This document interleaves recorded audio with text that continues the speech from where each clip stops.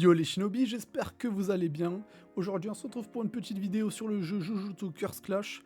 Dans cette vidéo je vais vous donner mon avis si je trouve que le jeu est bien ou vraiment catastrophique comme on a pu le lire un petit peu partout ces derniers temps. Pour vous faire cette review j'ai pas mal joué au jeu pour savoir de quoi j'allais parler.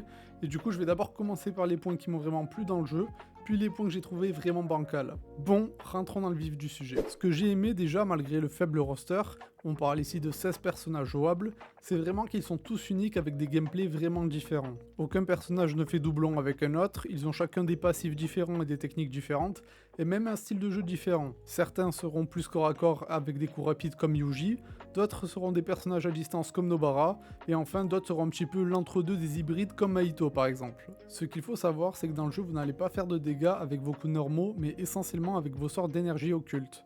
A vous de voir si vous voulez jouer un perso qui va build rapidement de l'énergie mais qui va faire moins de dégâts au début, ou un personnage qui va avoir besoin de temps pour se mettre en place mais faire des gros dégâts un petit peu comme Gojo ou Jogo. Un truc tout con mais franchement pour la version PC en tout cas sur laquelle je joue, je sais pas ce que ça donne sur les autres consoles mais le jeu est franchement beau.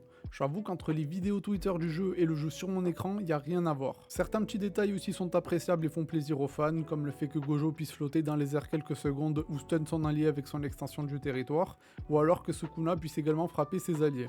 C'est des tout petits détails à la con, mais quand tu les vois, ça fait plaisir. Sachez qu'il est quand même possible de faire du 1 contre un IA ou contre un ami en ligne, mais que le mode classé n'existe qu'en 2 contre 2.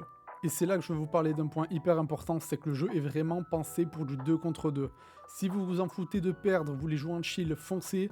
Si vous voulez faire un peu de classé, du compétitif et monter dessus, franchement, oubliez si vous n'avez pas un pote avec qui jouer en vocal. Sinon, c'est pas compliqué, vous allez voir votre allié perdre vos 4 barres de vie puisque c'est des barres de vie communes, jamais venir vous aider, ça va vous rendre fou et vous allez arrêter le jeu. Je vais vous parler aussi rapidement quand même du mode coop dans le jeu si vous voulez jouer avec un ami qui consiste à se battre contre des vagues d'ennemis de plus en plus puissants. C'est sympa mais sans plus. Maintenant, passons aux choses qui fâchent un petit peu.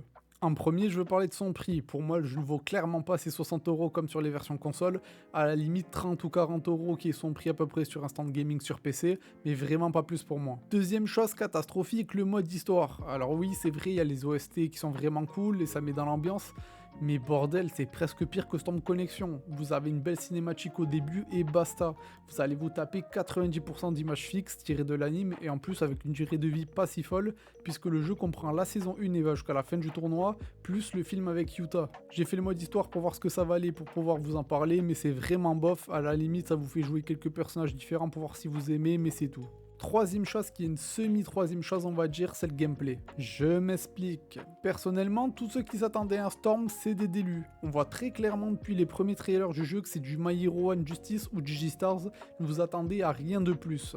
Vous avez globalement 8 coups par personnage, des coups avec carré, des coups avec triangle, des coups avec rond, R1, R2 et l'ulti, ça s'arrête là. Vous allez vite voir qu'en ligne, en tout cas pour une grande partie des joueurs, le gameplay se résume à frapper, frapper, frapper, technique occulte, frapper, frapper, frapper, technique occulte, et il y a vraiment l'extension du territoire qui sort dans quelques games. Pour finir, la customisation. Alors c'est bien gentil de nous avoir mis une boutique avec quelques costumes pour tous les personnages avec des recolors, mais bordel, le prix c'est vraiment de l'abus. Tu vas payer une tenue 100 000 pour avoir Yuji avec un short. Et les ennemis, les gars, j'ai joué pendant 1 heure, j'en ai gagné 30 000 je crois. Donc là, clairement, c'est de l'abus. Enfin bref, voilà mon avis global sur le jeu. Si vous le trouvez pas cher et que vous avez un ami avec qui jouer, franchement, foncez, vous allez rigoler, vous allez passer des bons moments. Si vous voulez payer 60 € et que vous jouez tout seul, je vous le déconseille fortement. Et franchement, c'est vraiment rare que je dise ça d'un jeu tiré d'un manga. Parce que moi, les jeux, les gars, je les ai tous faits. Que ce soit les Naruto, que ce soit les Dragon Ball, les Kakarot, les One Piece Burning Blue, les G-Star, les Jump Force, je les ai tous faits, les gars. J'espère que la vidéo t'aura plu, n'hésite pas à me dire en commentaire si toi le jeu te déçoit vraiment ou que tu passes quand même des bons moments avec tes potes dessus. Je vous dis à la prochaine pour une nouvelle vidéo. Yo!